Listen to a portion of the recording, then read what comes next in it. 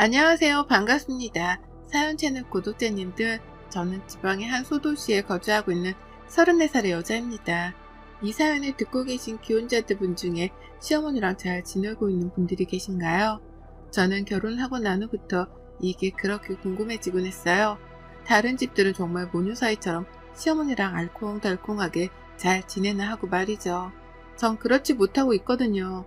저의 경우는 결혼하고 모든 환경이 바뀌었습니다. 서울에서 쭉 살다가 남편이랑 결혼하면서 남편이 사는 지방으로 이사를 오게 된 케이스였거든요. 당연히 주변에 친구들도 없고 어디서 일을 해야 할지 직장 하나 구하는 것도 까마득했답니다. 믿고 의지할 때라고는 내 남편 하나가 전부였지만 고향에서 아주버님이랑 같이 사업을 시작한다고 늘 바빴던 이유로 같이 있는 시간이 적었어요. 그 바람에 전 신혼 초부터 좋아야 할 신혼을 제대로 즐기지도 못한 채 많이 외로웠답니다. 남편은 일하고 들어온다며 힘들어했고 저는 혼자서 시어머니를 감당하며 지내느라 마음이 힘들었던 거죠. 이제 와서 생각해보면 차라리 혼자서 지내는 그 시간을 자유시간이라고 생각을 한 채 즐겼었다면 어땠을까 싶은 후회가 듭니다. 차라리 혼자 있었더라면 어디 가까운 시장이나 번화가라도 나가서 커피 한 잔이라도 하며 동네 구경을 하지 않았을까 싶더군요.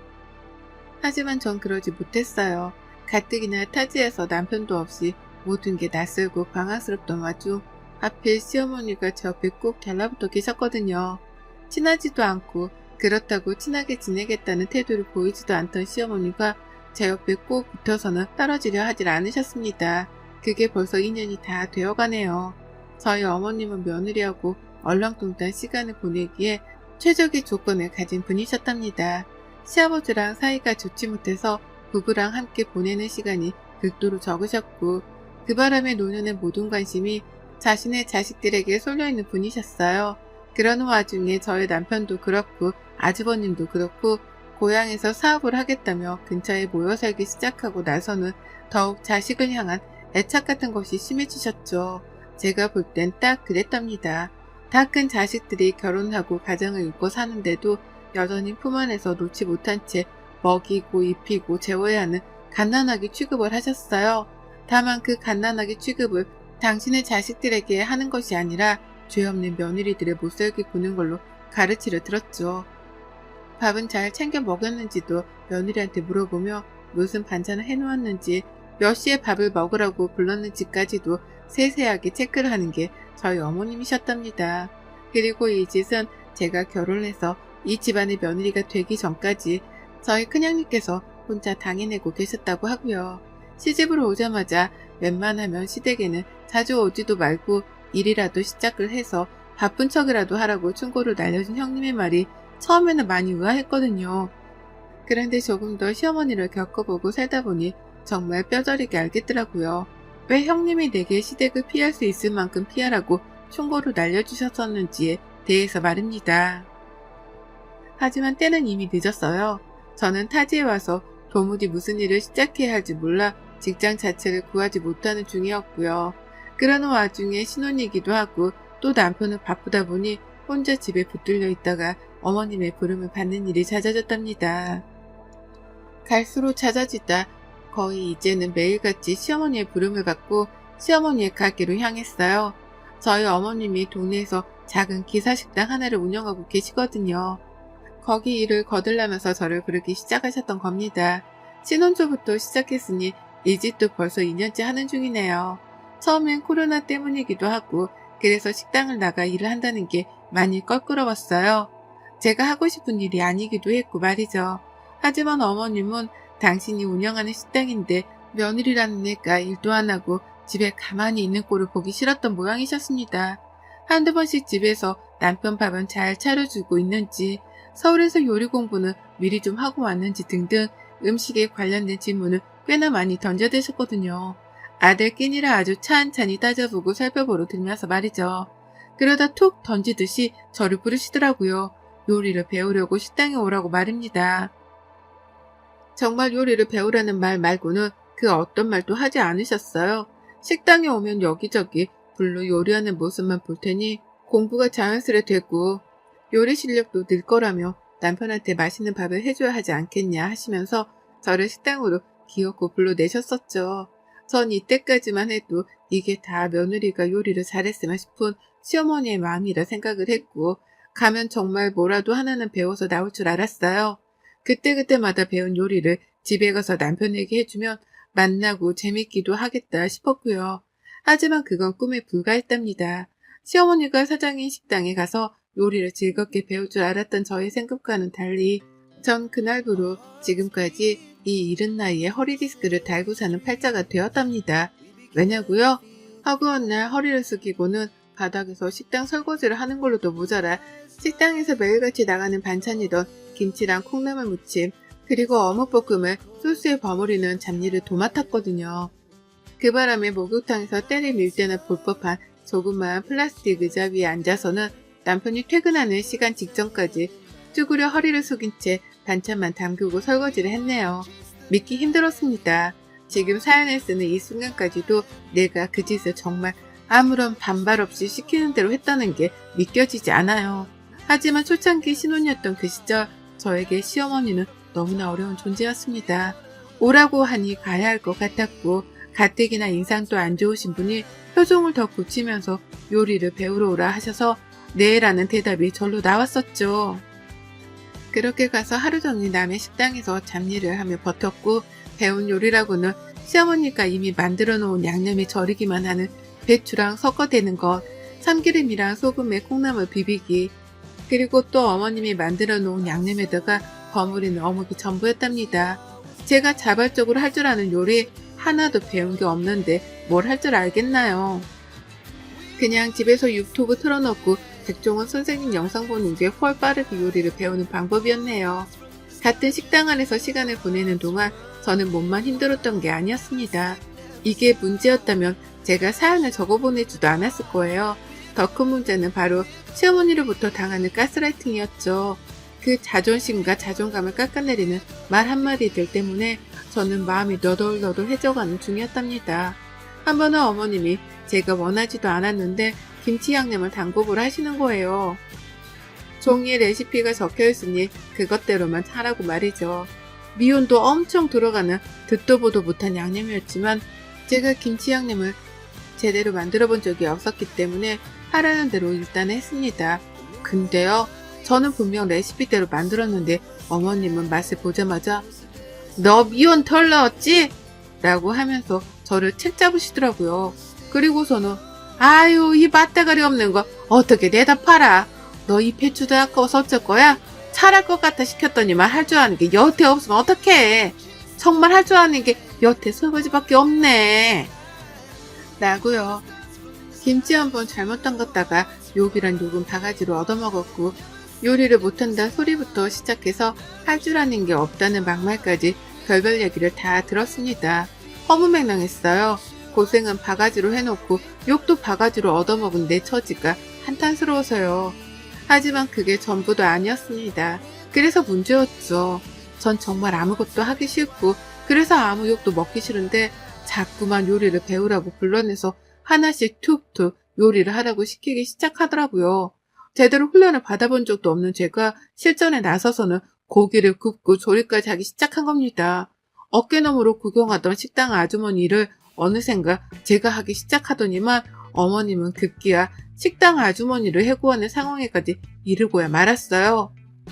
상의도 없이 아주머님을 해고하시더니 저한테 그러시더라고요. 이제 네가 할 줄 알지? 그렇게 보고 배웠는데 설마 못한다고는 못하지? 못하면 바보 천치지. 라고요. 전 정말 한두 번 배워본 게 전부였는데 갑자기 절 가르쳐주시던 사수를 해고하고 저한테 실전에 나가라고 통보를 하셨던 겁니다. 식당에서 일을 할 생각도 없었고 시어머니 장사를 거들겠다고 일을 배우러 온 것도 아닌 저에게 주방을 그냥 통째로 맡겨버리신 거예요. 도무지 시어머니의 의중을 파악할 수 없었습니다. 혹여나 이 식당을 나한테 물려주려고 저러는 건가 싶기까지 했어요. 그렇지 않고서는 절 이렇게 전적으로 신뢰할 수는 없는 노릇이었으니까요. 잘 일하시던 아주머니도 잘라버리고 한두 번 요리를 배우게끔 부르는 줄 알았던 저는 매일매일 출근을 시키다 못해 주방까지 맡겨놓으셨으니 저의 책임감과 부담감은 이루 말할 수 없을 정도로 커졌답니다. 그와 동시에 나날이 커져가는 게 지옥이었죠. 또 식당에 가서 시어머니께 욕 얻어먹을 일을 생각하면 말이에요. 뭘 해놓을 때마다 손님들이 듣지 않는 선에서 제 바로 옆까지 쫓아와서는 일을 똑바로 못한다며 별별 욕을 다 하셨답니다. 그렇게 해놓고도 여태 이 요리를 제대로 못한다며 손님이 없을 때에는 삿대질까지 하며 흉을 보셨어요. 큰형님께 말이죠. 남한테 제 욕을 망설이지도 않고 잘도 뱉어내셨답니다. 그게 커지고 커져서는 저희 남편한테도 흉을 보더라고요. 어디서 저런 말귀도 못 알아듣는 애를 데리고 왔냐고 말이죠.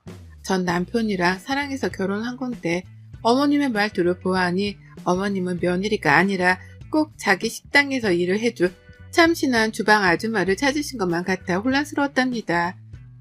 결국 남편 앞에서 눈물바람도 보이고 퉁퉁 불어터진 손가락을 보여주기도 하면서 상황의 심각성을 일루다 바쳤네요. 이런 식이라면 나도 그냥 이혼도장 찍고 서울로 돌아갈 거라며 아예 집을 나갈 작정을 하고 있는 모습을 보였습니다. 남편 앞에서 친정 엄마한테 전화를 걸어 힘들어 죽겠다고 울고불고 난리를 치기도 했네요. 그러자 남편도 자기 엄마가 저한테 못할 짓을 하고 있다는 걸 눈치챈 건지 어쩔 줄 몰라 했고 남편의 중재하에 저는 겨우겨우 일주일에 3일 정도라도 시어머니 가게에 가지 않아도 되었어요. 어떻게든 집에서 바쁜 척을 했고 할 일이 없어도 있는 척을 해가면서 시어머니께는 핑계를 만들었습니다. 그러면 어머님은 더 보채지를 못하셨어요. 남편이 그만 식당으로 불러내라고 쐐기를 박듯 시어머니께 대들었거든요. 그러니 어머님도 아들 눈치가 보여서 전처럼 매일같이 절 불러내지 못하셨답니다. 하지만 결국 어머님은 또 저를 불러내셨고요. 그간 아들한테 눈치를 본 게 서럽기라도 하신 건지 그날은 하루 종일 절 혼내키셨어요. 아침에 얼굴을 보자마자 왜 이렇게 늦게 왔냐면서 10분이나 일찍 도착한 제게 약속 시간 같은 건 기본이잖아! 라고 소리를 치셨고요. 부엌에 들어가 보니 저 대신 새로 일을 하기로 하신 건지 다른 아주머님이 와 계셨는데 쟤는 일을 배우긴 배웠는데 할 줄 아는 게 여태 없으니까 아주머니가 느낌 가는 대로 만들어봐요. 라고 하면서 대놓고 면박까지 주셨어요. 이래봬도 어머니 며느리인데 생판 남 앞에서 제 욕을 참 거칠게도 하셨답니다. 여태 배운 거라곤 세 가지밖에 없는 무능한 애라느니 몸으로 때우는 것만 잘하고 머리 쓰는 건 할 줄 아는 게 없다느니 정말 믿기 힘들 만한 막말을 연속해서 퍼부으셨죠. 그러다 제가 만들어낸 제육볶음을 갑자기 중간에서 가로채시더니만 그러시더라고요. 아줌마가 제육 하나 더 만들어서 내놔요. 이건 내가 희식 좀 해봐야겠다. 라고요. 그리고서는 주방 한켠에서 배가 고프기라도 한 건지 밥 한 그릇을 꺼내서는 막 퍼먹는 거예요. 제가 만든 제육이랑 식당 안에 있는 반찬들을 한데 섞어 말이죠. 흡사 개밥을 드시는 꼴과 유사했는데 다 먹고 난 후 어머님이 꺼낸 말은 정말이지 상상 이상으로 충격이었습니다. 방금 전 케밥을 비벼 먹은 건 시어머니셨으면서 저한테 그러시더라고요. 맛도 없는 케밥을 먹는 시엠이 보니 좋냐? 좋아? 이것도 음식이라고 만들어서 대답할 생각을 해? 하여간 무능하긴. 라고요. 그리고 전 이 말을 듣자마자 저는 인내심을 보일 수 없다고 판단을 해서 앞치마를 걷어 벗어 던졌습니다. 시어머니는 아주 살짝 예상이라도 했다는 듯이 절 위아래로 훑어보며 아주 기분 나쁠 만한 표정을 짓고 말씀하셨죠. 그래? 나가게? 능력도 없고 끈기도 없고 노력도 안 하고 민수가 어떻게 너 같은 걸 며느리라고 데려와서 지금 집에 있는 네 형님도 잘한 건 없었다만 너처럼 개차반은 아니었다. 가! 아주 가버려! 라고요. 반항을 하는 애의 군기를 꽉 잡기라도 하겠다는 듯이 더욱 날이 서고 비아냥거리는 표정으로 저에게 나가려고 점점 소리까지 치시더라고요. 제 눈에서는 울컥한 나머지 눈물이 왈칵 쏟아지려 하는 중이었는데 시어머니는 그런 표정 따위는 안 먹힌다는 자세로 나가라니까 내 말 안 들리니? 라며 끝까지 날선 태도만 보이셨습니다. 그리고 전 그때 더욱 절실하게 깨우쳤어요. 어머님은 정말 나를 며느리로 봐주신 게 아니라 그저 식당에서 일을 해줄 직원으로만 봐주신 거라고 말이죠. 그간 저 제대로 된 월급도 못 받고 일했거든요. 요리를 배운다는 명목하에 불려온 거라서 제대로 된 월급 얘기조차 나눠본 적이 없었습니다.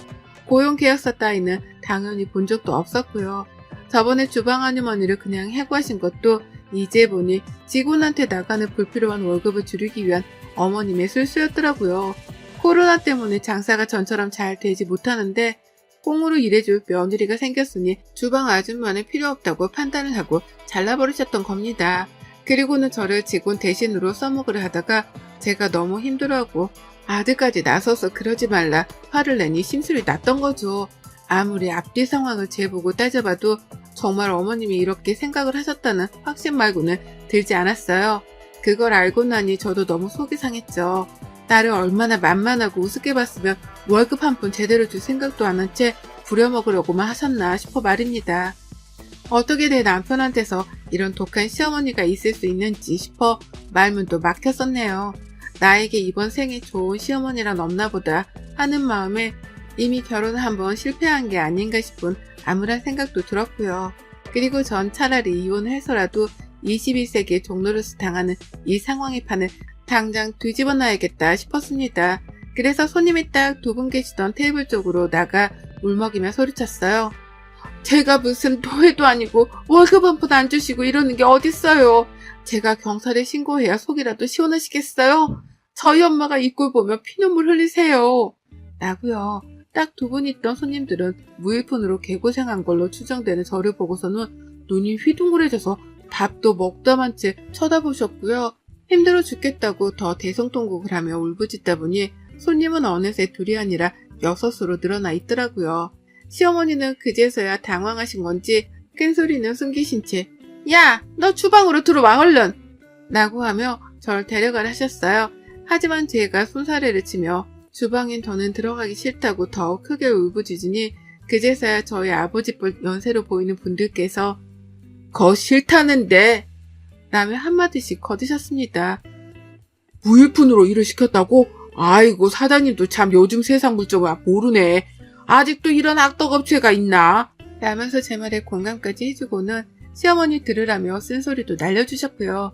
결국 어머님은 변명을 한다며 손님 앞에서 우리 며느리예요 라고 부진한 설명을 했고 저는 앞으로는 아니에요. 무일푼으로 개고생만 하다가 이제 더는 못 참겠어서 이혼하려고요.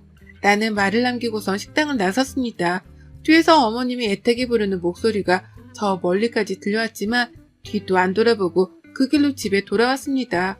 장사 때문에 식당을 차마 나서지도 못한 시어머니께서는 그렇게 한참 저를 부르다가 안 되겠다 싶었던지 도로 식당으로 들어가신 것 같고요. 그리고 전 그날 인생 처음으로 리뷰라는 걸 적어봤어요. 살면서 배달 음식을 시킬 때에도 리뷰 쓰는 게 귀찮아서 이벤트 같은 건 한 번도 해본 적이 없던 저였거든요. 리뷰 쓰는 조건으로 뭐 하나 공짜로 주겠다는 옵션도 관심 없어 하던 게 저였습니다. 근데요, 시어머니 가게만큼은 안 되겠더라고요. 비록 손님이 어쩌다 6명까지 모이긴 했지만 그 6명의 손님도 더 이상 시어머니 식당에 가지 말길 바랬습니다. 이런 악덕 사장이 운영을 하는 식당 안에는 그 어떤 손님들도 오지 않고 파리만 날아다니길 바랬던 거죠. 그래서 정말 장문으로 리뷰를 남겼습니다. 어떻게 남겼는지 아세요? 시어머니가 고꾸라지실 정도로 아주 빡세게 리뷰를 남겼네요. 그간 식당 안에서 내 처지가 우습다며 남편에게 보내려고 찍은 사진 여럿이 있었거든요. 쭈그려 앉아서 김치 담그고 요리하는 모습들을 말이죠. 거기에다가 자세히 보니 미혼이라고 써있는 봉다리가 큼지막하게 찍힌 사진도 있더라고요. 그뿐이게요. 주방꼴이 아주 더럽다 못해 개판인 사진도 있었고 평소처럼 시어머니가 아무거나 집어먹으면서 저한테 잔소리를 퍼붓고 난 후 설거지나 하라면서 승질을 잔뜩 부리고 나가는 모습까지도 사진에 찍혀 있었습니다. 자세히 보니 남편한테 보여주겠다고 찍은 동영상이어서 제가 더 까무라치게 놀랐죠. 이런 걸 찍어놓은 생각을 다 했다며 저 스스로를 얼마나 기특게 했었는지요. 그걸 캡처해서는 리뷰에다가 사진까지 첨부를 해서 장문으로 글을 남겼습니다. 이걸로 분이 안 풀려서 지역 맘 카페에다가도 글을 올렸어요. 악덕 사장이 시모인데 이걸 어쩌냐면서 식당 더러운 거부터 시작해 사장이 인성이 굴러먹었다는 말까지 아주 속이 쌓인 것들 분풀이를 하듯 쏟아냈어요. 그러자 정말 1시간도 되질 않아 시어머니한테서 전화가 걸려왔습니다.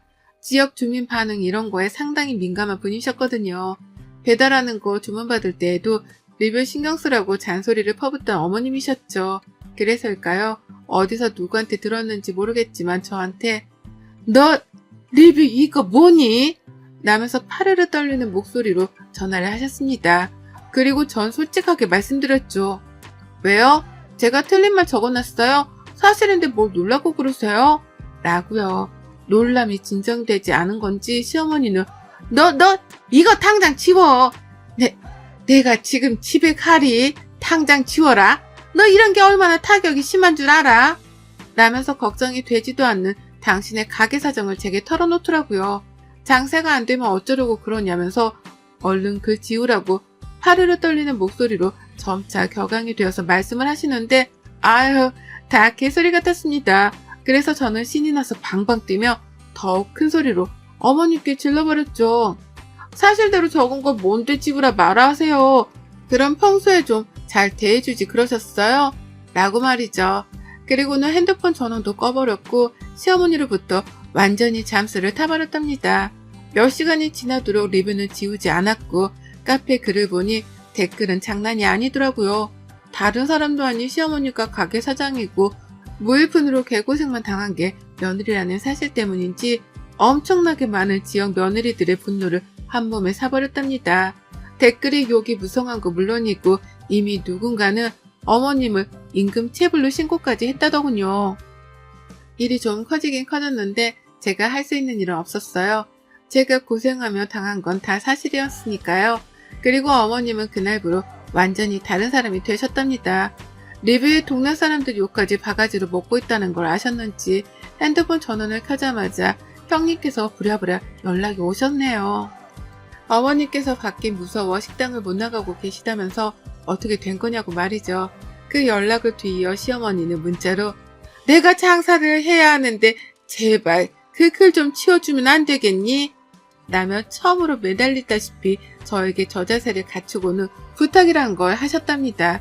제가 전화를 안 받는다는 걸 알자 문자로 밤새도록 많은 연락을 시도해 오셨더라고요.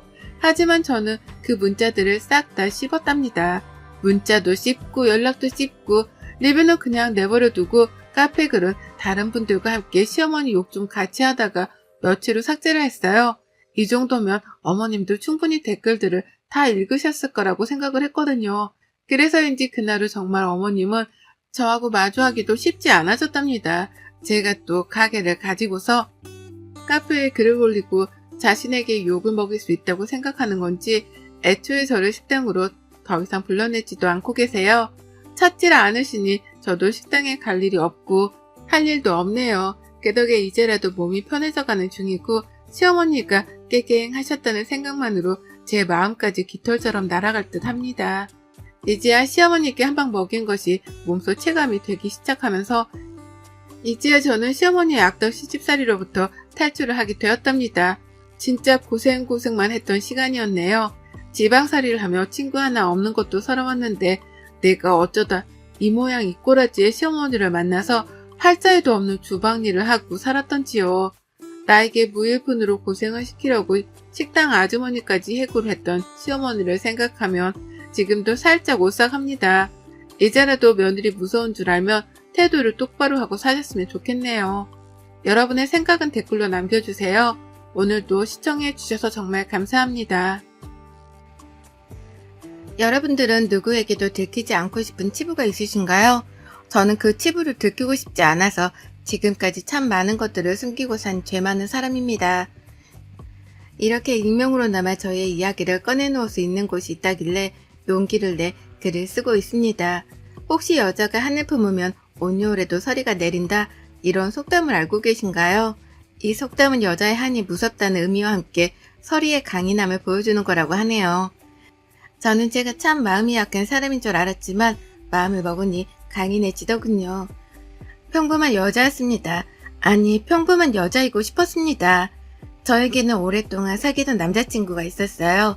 그 남자친구가 저는 20살 때 만나 20대, 30대를 함께 보낼 만큼 굉장히 오래 만난 장기 연애였죠. 저는 일찍 취업을 한 탓에 사회생활을 했지만 남자친구는 꼭 자기는 경찰 공무원이 되고 싶다고 해 노량진에서 고시원 생활을 시작했죠. 다들 아시겠지만 경찰 공무원 시험 정말 다들 어렵다고들 하죠. 한 번은 그냥 본 거라 떨어지고 두 번째는 점수가 부족해 떨어지고 세 번째는 너무 시험이 어려웠다는 핑계로 떨어지고 네 번째는 너무 인원을 적게 뽑아서 떨어졌다고 하더군요. 그렇게 우리가 만난 4년 내내 남자친구는 경찰 공무원 준비를 했고 남자친구네 집이 형편이 너무 어려웠기 때문에 제가 뒷바라지를 했습니다. 꼬시온비 낼 돈도 없어 제가 내준 적도 있고 기죽지 말라고 통장이나 지갑에 용돈도 매달 주었지요. 계절이 바뀔 때마다 백화점 가서 제 옷은 안 사더라도 남자친구 옷은 꼭 백화점에서 사주곤 했죠. 그렇게 뒷바라지를 한 지도 6년이 되어갔을 때 드디어 남자친구는 경찰 공무원에 합격했다 소식을 전했지요.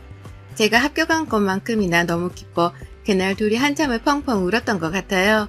저희 집에서도 또 남자친구네 집에서도 다들 너무 좋아하셔서 우리한테는 이제 꽃끝만 있을 거라고 생각했어요. 그게 참 착각이었을까요? 남자친구는 경찰 고문이 되고도 참 바빴어요. 경찰 학교에 들어가서 공부를 해야 했기 때문에 몇 달은 정말 다시 곰신이 된 것처럼 소포 보내주고 외박 나오면 바리바리 사서 보내주고 먹고 싶은 음식 리스트 뽑아오면 같이 먹으러 가곤 했죠. 그래도 참 좋았어요. 이제 우리에게는 정말 결혼이 다가오겠구나 하는 생각도 했고요. 그렇게 남자친구는 경찰학교를 수료하고 먼저 근처에 있는 지구대에서 몇 달 정도는 근무해야 한다고 하더군요. 근데 그 근무가 당직 근무도 있어 저랑 시간이 많이 맞지 않아서 제가 늘 맞추려고 노력했어요. 그러다 어느 날은 제가 생리를 하지 않는 거예요. 처음에 이상하다, 이렇게까지 안 할 리가 없어서 산부인과에 갔고 산부인과에서 아기의 심장 소리를 처음 들었습니다. 생각지 못한 임신이었지만 이제 남자친구도 어엿한 직장을 가졌겠다. 당연히 나을 거라 생각했죠. 근데 남자친구는 제 이야기를 듣자마자 지금 한참 일을 해야 하는 나이인데 결혼은 너무 이르다며 생각을 해보자고 하더군요. 그 말을 듣곤 한참을 울고 또 울고 먹지도 않고 지내다가 우리 아이는 유산이 되었어요. 남자친구는 유산하고 난 후에 자기가 잘못 생각한 것 같다. 너무 미안하다. 자리 잡을 때까지만 조금만 기다려달라고 얘기했고 저는 또 그 말을 믿어버렸죠.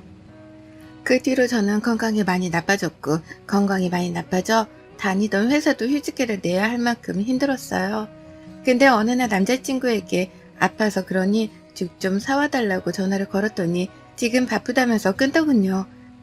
근무 시간이 이제 거의 끝나가서 전화한 건데 그러니 좀 속상하더라고요. 한 30분 뒤에 남자친구가 오늘 경찰학교에서 같이 수료한 동기를 만나기로 했다고 죽 못 사갈 것 같다고 하더라고요. 싸우는 했지만 자기만 빠지면 안 되는 자리라고 하니 알겠다고 하고 혼자 아픔을 견뎌냈습니다. 어느 순간부터였을까요? 남자친구와 저의 사이에는 금이 가기 시작했고 어느 날은 남자친구가 차라리 공부할 때가 좋았겠다라고 생각했어요.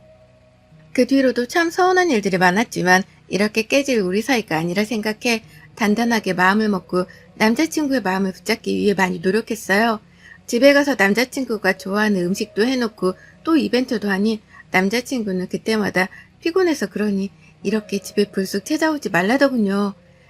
그렇게 저는 마음은 변한 남자친구와의 연애가 저에게는 그래도 지나가는 시간들일 거라고 생각했어요.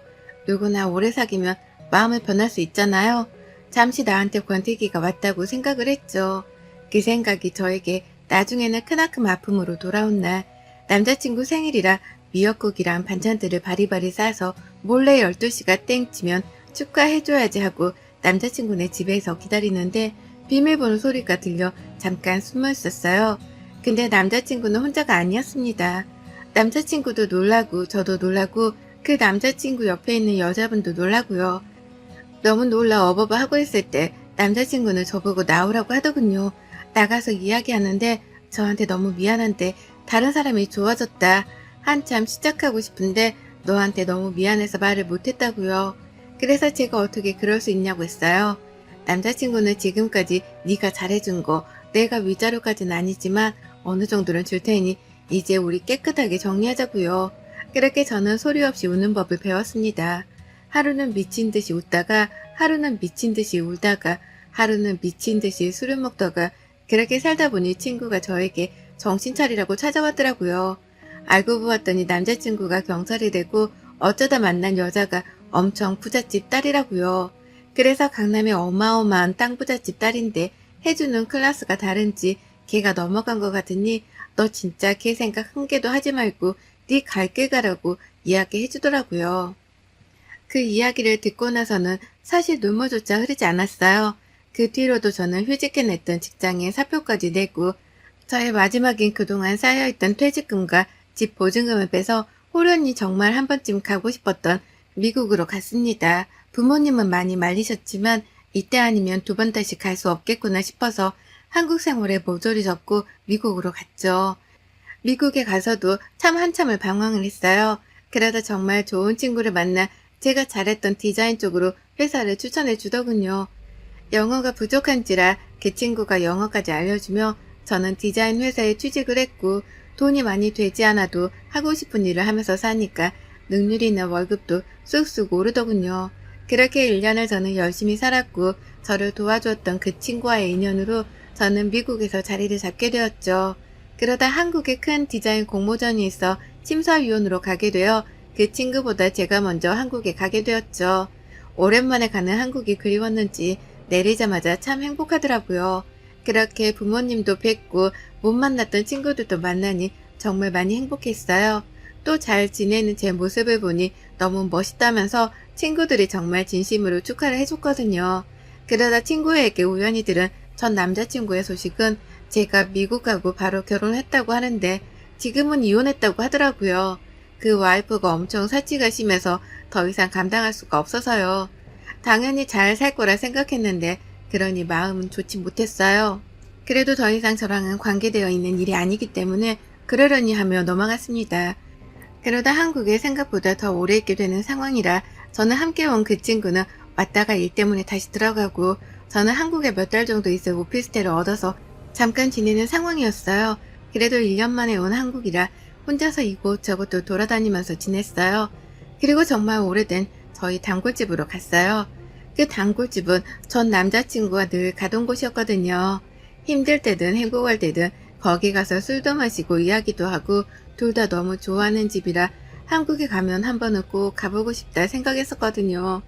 들어가서 주문하고 앉아있는데 정말 낯익은 얼굴이 보였는데 들어와서 보니 전 남자친구더라고요. 전 남자친구는 동료들인지 같이 왔길래 저는 그냥 모른 척을 했어요. 헤어질 때 너무 서로 안 좋게 끝내기도 했고 또 이제 와서 인사하는 것도 웃기다고 생각해서요. 다 먹고 일어나서 계산하고 나가려는데 갑자기 전 남자친구가 따라와서 저를 잡으며 혜롱아, 잘 지냈어? 미국 갔다는 건 들었는데 많이 변했네. 못 알아볼 뻔했어. 아, 그래? 잘 지냈어? 시간이 많이 흘렀으니까 맛있게 먹고 가. 라고 하고 돌아서는데 저보고 연락처를 묻더군요. 그래서 굳이 연락처를 알려줄 필요는 없겠다 싶어서 나 한국에 오래 없어. 잠깐 있다 다시 가는 거야. 그리고 이제 와서 우리가 무슨 연락처를 주고받을 사이겠어? 라고 하니 그래도 꼭 좀 알려달라고 하더군요. 그 말에 흔들려 연락처를 알려주곤 뒤돌아섰어요. 그렇게 집에 가 씻고 자려고 누웠는데 전 남자친구한테서 통화가 되냐고 연락이 왔더군요. 그렇게 통화를 하는데 자기가 어떻게 살았고 너한테 그러고 나서 자기가 어땠는지 등을 이야기하더군요. 오랜만에 한 통화라 사실 옛날로 돌아간 기분도 나고 그랬어요. 근데 다시 만나기에는 너무 우리는 많이 돌아왔다 생각했기 때문에 딱 여기까지라고 생각했죠. 전 남자친구는 그게 아니었는지 매일 연락을 했고 저도 그 연락에 응답을 했어요. 그렇게 저희는 예전과 같이 다시 만나자 이런 말보다 그냥 자연스레 만나게 되었죠. 그러다 전 남자친구가 자기가 정말 잘못했으니 이제 우리 함께 살 때도 되었다며 프로포즈를 받았어요. 정말 기뻤지만 미국에서 지냈던 시간들이 있어 미국에 왔다 갔다 하면서 지내야 하는데 괜찮겠냐 물었어요. 제가 원하는 꿈을 찾는 게 더 좋다고 했죠. 그렇게 저희는 결혼 준비를 시작하게 되었는데 결혼을 준비하면서부터 ABC댁과 많이 부딪히게 되었어요. 저는 정말 간소하게 준비하고 싶은데 시어머니 되시분은 예단에 예물에 꼭 해와야 한다면서 리스트를 짜서 저를 주시더군요. 저보고 돈 잘 버는 며느리 만나서 자기가 이제 호강하겠다며 네가 복덩이라고 하시는데 전 왜 그 말이 이렇게 기분이 나쁠까요? 그냥 티내지 않고 지내다 보니 제 마음속에도 차곡차곡 쌓여갔나 봐요. 그러다 어느 날은 어머님이 저만 불러다가 이야기를 하시는 거예요. 얜, 너 미국에 또 언제 들어가니? 저 이제 한 달 뒤에 들어가야 할 것 같아요. 라고 말씀드리니 아니 그러면 우리 윤씨 있잖니. 너무 유학 가고 싶다고 하던데 너랑 같이 들어가 있으면 어떨까 해서. 세연이랑 같이 지내면 도움도 되고 좋잖니. 아, 네. 같이 가는 건 상관없는데요, 어머님. 미국 요새 학비도 굉장히 비싸고 물가도 올라서 학교를 다니기가 힘들기도 해요. 라고 하니, 아니, 돈이 왜 들어? 너랑 있는데. 그러니까 보내는 거지. 우리가 돈이 어딨니? 이때 배운 일이 더 보는 거지 뭐. 우리 가족이잖아. 라고 하시는 거예요. 그래서 너무 황당해서 저도 회사에서 렌트비 지원받는데 그건 그 집에서 같이 살 수가 없다. 그러니 제가 집 구하고 학교 알아보고 이런 것까지는 열심히 도와드리는데 그런 건 힘들다라고 하니 저보고 있는 것들이 더 한다면서 알겠다고 하고 나가시더라고요. 오래 사귀면서 전 남자친구한테 어머님 얘기는 몇 번 듣긴 했지만 사실 이 정도일 줄은 몰랐거든요. 그렇게 결혼 준비를 하면서도 굉장히 ABC댁과 안 맞는 부분들이 너무 많더라고요. 그래도 좋은 게 좋은지라 최대한 맞추려고 노력을 했거든요. 근데 그게 마음에 안 차시는지 요구하시는 것들이 점점 늘어나기 시작했어요. 특히 신혼집은 제가 미국과 왔다 갔다 해서 큰 집이 필요 없을 것 같다. 굳이 돈 낭비하면서 나중에 제가 진짜 한국에 들어오면 그때 이사를 하자 했는데 어머님은 당연히 우리 아들이 공무원인데 집 큰 거 해야지 작은 데 살면 되겠냐면서 저를 나무라시더군요. 그렇게 점점 어머님의 횡포에 지쳐갈 때쯤 저에게 모르는 번호로 전화 한 통이 왔어요. 네, 여보세요? 아, 안녕하세요. 저 광훈씨 전 와이프 되는 사람인데 잠깐 뵐 수 있을까요? 네? 무슨 일이세요? 잠깐이면 돼요. 라고 하더군요. 만나러 가서 보니 그분이 저를 보며 사진과 똑같이 생기셔서 잘 알아봤다고 하더라고요. 저랑 살면서 늘 저를 그리워했었다고. 그래서 제가 무슨 일로 보자고 하셨냐고. 그쪽이랑은 완전히 끝난 걸로 알고 있다. 그래서 다시 시작한 거였다고 하니 그 여자분이 저에게 들려준 이야기는 제가 들은 것과는 너무 다른 이야기들이었어요. 제가 아는 이야기는 전 와이프가 사치가 너무 심해 헤어졌다고 알고 있었는데 알고 봤더니 사치는 와이프가 아니라 시댁 쪽에서 더 심해서 못 견디다가 혼인신고도 안 했다. 그만 살겠다고 하고 나간 거래요. 그러면서 어머님의 이야기를 해주시더라고요. 광훈씨 어머님 굉장히 욕심 많으세요. 제가 결혼을 준비할 때도 저한테 요구한 건 없다니까 되었고 공무원 만나려면 이 정도 해야 되지 않겠냐면서 입버릇처럼 말씀하셨어요. 그뿐만 아니라 아예 대놓고 광훈씨 동생 뒷바라지는 저보고 하라고 하셨고요. 집도 제가 해갔지만 그 집이 자기 것이 마냥 매일 오고 그러면서 저한테 자기도 이런 집 살고 싶다면서 시엄마한테 하나 해주면 어떻겠냐고 매일매일 귀에 딱지가 생길 정도로 말씀하셨어요. 하지만 제가 더 못 참았던 건 바로 광우 씨예요. 제가 그렇게 힘들어하고 자기 엄마가 그러는 걸 알고서도 침묵하고 있었으니까요. 그리고 제가 알기로는 그쪽 말고도 여자 많아요. 참. 근데 그 여자들이 다 돈이 많은 사람만 골라서 만나고요. 그래서 제가 헤어짐을 고한 거고요. 근데 그쪽은 똑똑한 사람이니까 저처럼 되지 않길 바라서 연락드렸어요. 선택은 당연히 알아서 하시는 거지만 알고는 계셔야 할 것 같아서요. 그럼 이만한 걸로 하고 일어나 볼게요. 라고 하고는 나가더군요. 저는 너무 충격 그 자체라 할 말이 없었어요. 며칠은 그 친구 연락도 받지 않고 지내다가 어느 순간 머리가 띵하니 맞은 기분이더라고요. 그래서 저한테 그 소식을 전해준 친구한테 물어봤어요. 혹시 내 소식이 전 남자친구한테 전한 적 있냐고요. 그랬더니 있대요. 물어보길래 지금 걔 미국에서 디자인 회사 들어가서 팀장급으로 있다. 잘 나가니 이제 걔 소식 묻지 말아라 했더니 그때부터 저한테 뭔가 접근한 기분이 들었대요. 근데 제가 너무 좋아하는 거라니까 그런 건 아니겠지 싶어서 말 안 한 거고요. 공무원 되고 나서부터 차부터 옷이나 신발, 시계도 꼭 명품을 차줘야 한다는 마인드로 바뀌고 돈 없으면 무시하는 듯 하는 게 보여서 애들이 다 피한다고요. 이렇게나 사람이 변할 수 있는 건지 싶더라고요. 그날 저녁 갑자기 그 친구가 저보고 백화점에 가자고 하네요. 그랬더니 자기 애물시계 하나 해야 하지 않겠냐면서 자기 친구도 애물시계 받았는데 진짜 멋지다면서 나도 너한테 하나 큰 거 선물 받고 싶대요. 그래서 제가 물었어요. 그럼 나는 뭐 사줄게? 하니까 나한테는 자기가 있지 않냐면서 멋쩍은 또 웃더라고요. 그래서 제가 얘기했어요. 백화점에 없는 물건들을 내가 미국에서 받아올 수 있으니 기다리라고요. 그리고 그 시계 디자인이랑 이런 걸 받아서 정말 똑같은 짝퉁을 샀어요. 정말 S급 짝퉁이요. 그리고 선물하니까 정말 입이 귀에 걸리면서 바로 저밖에 없다고 하고 어머님 선물도 명품 가방 예단으로 드리겠다 하면서 같이 가지고 왔거든요. 물론 그것도 짝퉁이고요. 그렇게 저는 서서히 다시 미국으로 갈 준비를 하고 있었고 몰래 남자친구에게 그랬죠. 제가 정리하고 돌아올 테니 아무래도 무리해서 대출받아 큰 집을 매매해야 할 것 같다고요. 그리고 제가 지금 미국에 있어서 대출이 어려우니 우선 네 걸로 받고 내가 미국에서 정리하고 그 돈을 갖자라고 꼬셨어요. 그랬더니 쉽게 넘어오대요. 그리곤 정말 친구한테 부탁해 비싼 집을 구해놓고 계약금과 잔금 50%는 받은 것 같아요.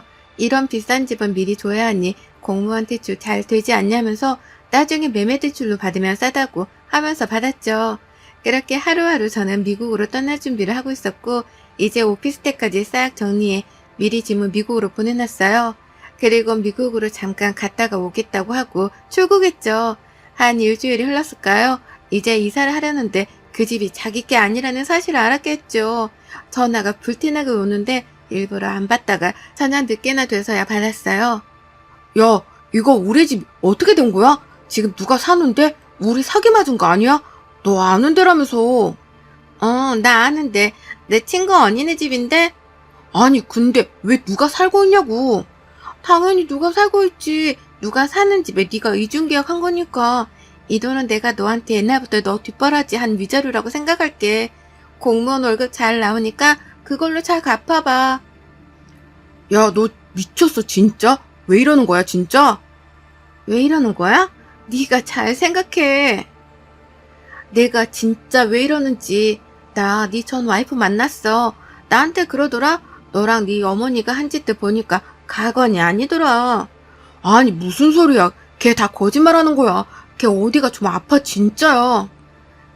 제발 그만 좀 해라. 너 그지근성 있는 거 원래 알고 있었는데 이건 너무 심하잖아. 한나라를 지키는 공무원이 여자한테 얻어서 사는 게 좋아서 그랬어? 아니, 자기야, 진짜 그거 아니야. 자기가 그러면 시계나 엄마한테 준 가방은 뭐야? 그거 자기 진심 아니었어?